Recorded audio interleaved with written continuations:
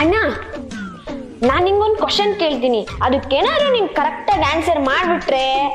ಕೇಳಲಿ, ನನಗೆ ಗೊತ್ತಿಲ್ಲರ ಕ್ವಶನ್.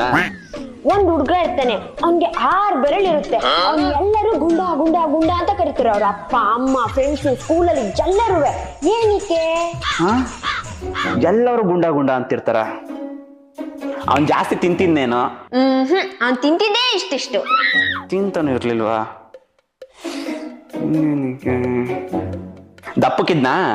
ಅವ್ನ್ ನನ್ಗಿಂತ ಸಣ್ಣಕ್ಕವನಿಗೆ ಗೊತ್ತಾ? ದಪ್ಪಕ್ಕೂ ಇರ್ಲಿಲ್ವಾ?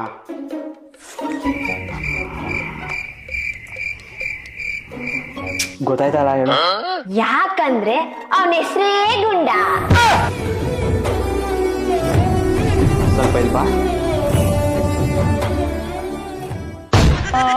That shot!